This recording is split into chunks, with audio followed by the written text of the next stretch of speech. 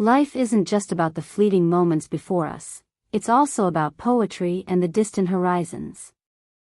But in reality, how many of us dare to set aside the worries of daily life? How many dare to cast off economic concerns, desires, and ambitions to chase what we call poetry and far-off dreams? Out there lies a joy deep within the heart, while grandeur is the journey to step beyond the immediate, stable comforts we crave. As the genius novelist Somerset Maugham wrote in The Moon and Sixpence, most people don't become what they want to be, but what they have to be. The moon represents ideals, the sixpence reality.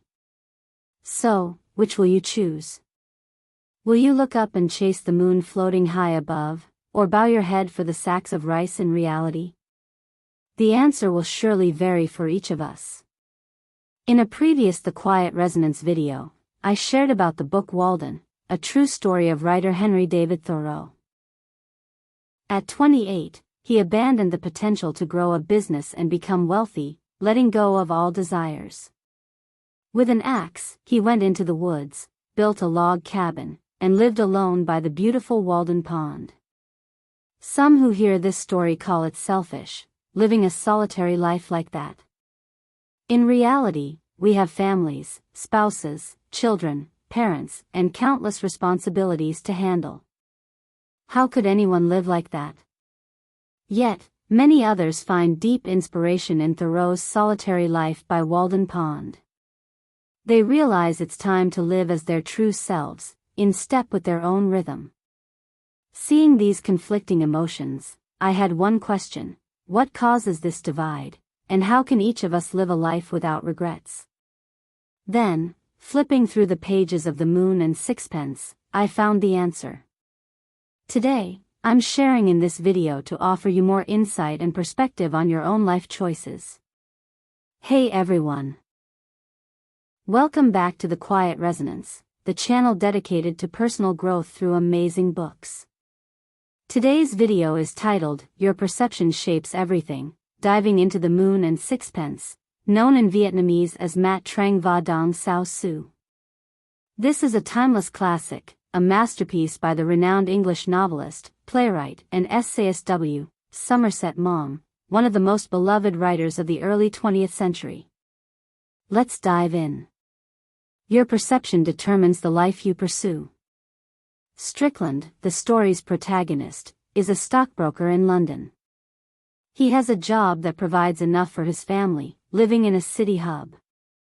He's married to a wife who manages the household lightly and has two well-behaved, charming kids. You could say Strickland has a successful career, a comfortable income, a happy family, a respected status, and a life many envy. But what no one expected was that this middle-aged man, seen as reserved and somewhat dull, suddenly abandoned everything he'd worked hard for in the first half of his life to go to Paris alone. He left only a brief note, less than 10 lines, telling his wife he wasn't coming back. At 40, Strickland coldly, almost callously, left his wife and kids for a vague dream, to become a painter. To others, he made a foolish, wrong decision. First, it was wrong because he gave up a prosperous, stable life to struggle in poverty.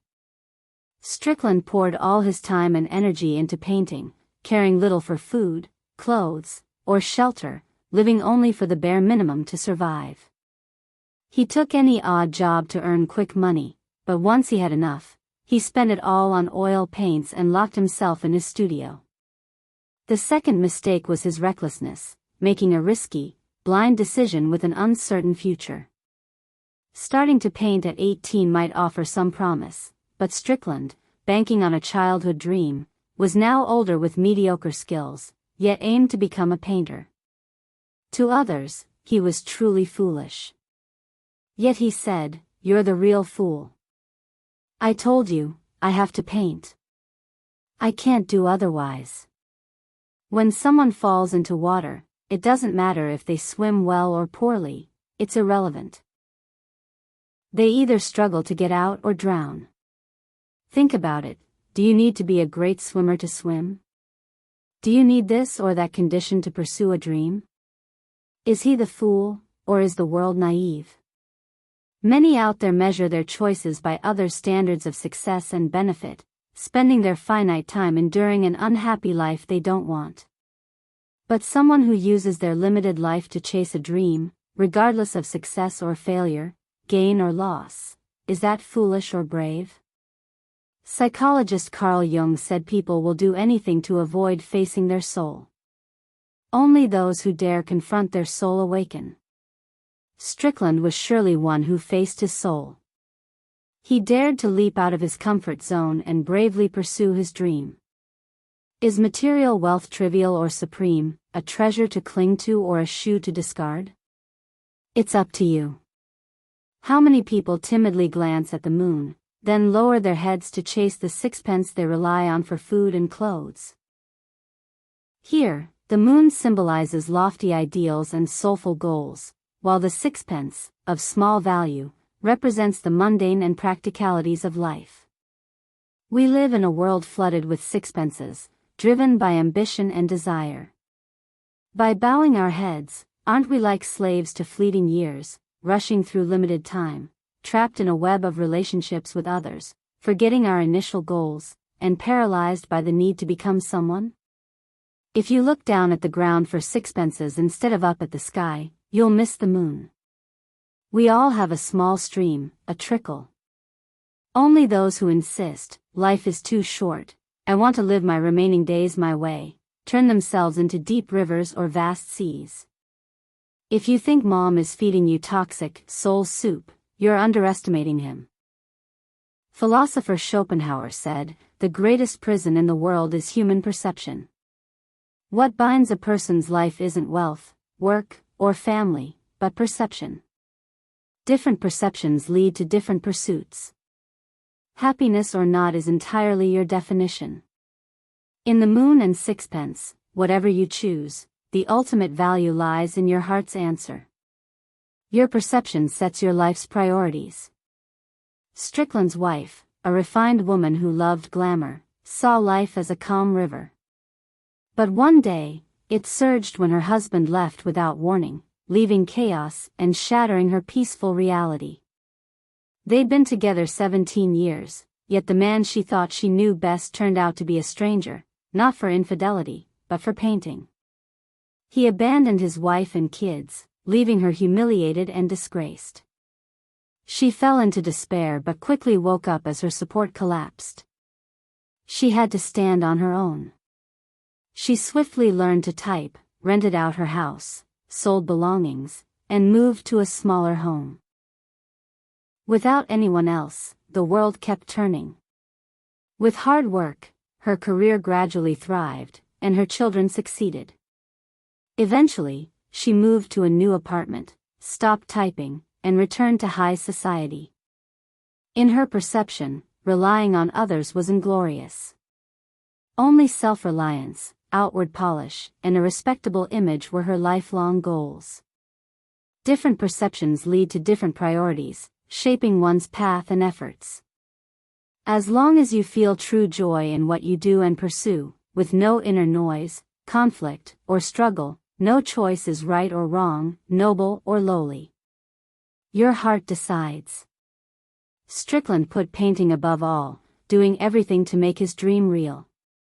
His wife prioritized dignity, working tirelessly to achieve her desires. You reap what you sow. It's no coincidence that two people who lived together for 17 years parted. Their perceptions had become entirely different.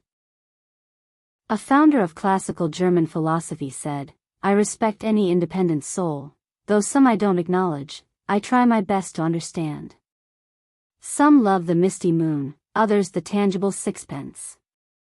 Different perceptions may clash, but mutual respect is best. You don't need to cautiously live by others' perceptions or point fingers at their ways of life. No priority in life has a fixed measure.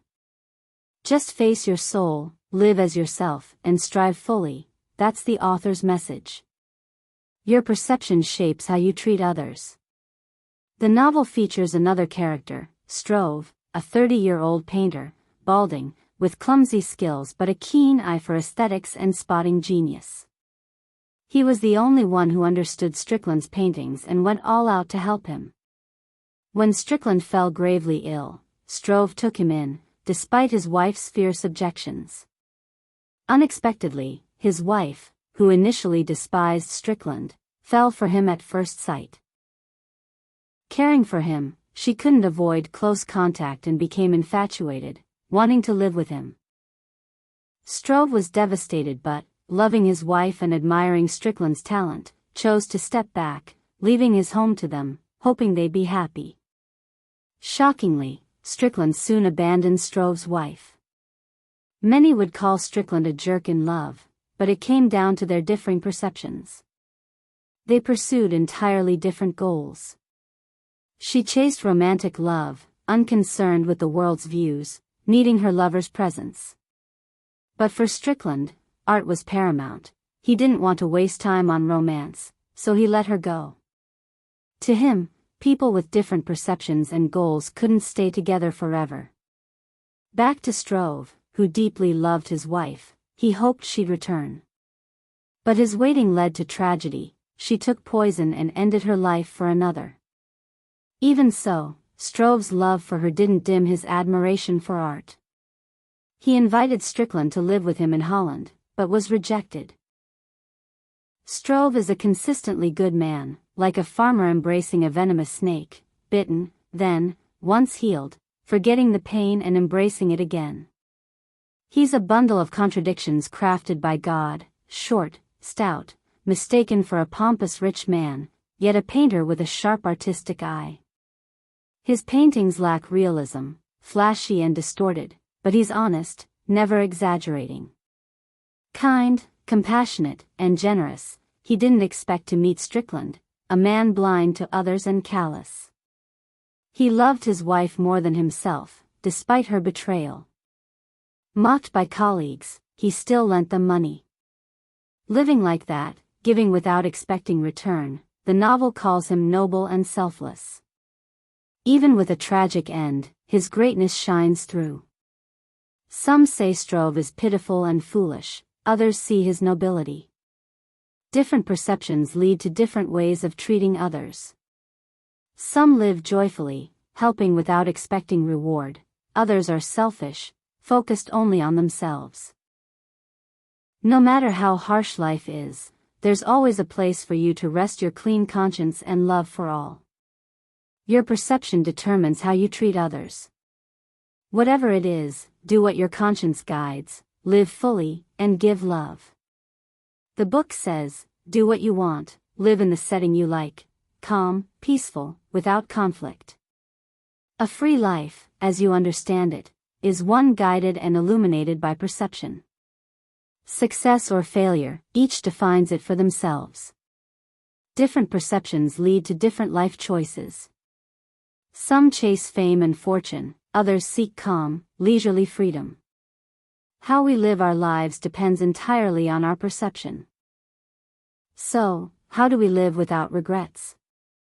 Adler said, "You don't live to meet others' expectations, nor do they live to meet yours. Listen to your heart and choose the life you want. Isn't that life's greatest success?" A person's life isn't a narrow path, judged by success, failure, good, bad, right, or wrong. Everyone has their own way. Others have no right to interfere, nor is there a hierarchy of lifestyles. As long as you love it. Van Gogh said, "Everyone has a fire in their heart, passers-by only see smoke." Live for the fire in your heart, not the smoke in others' eyes. Whether gazing at a starry sky or walking the earth, live your way.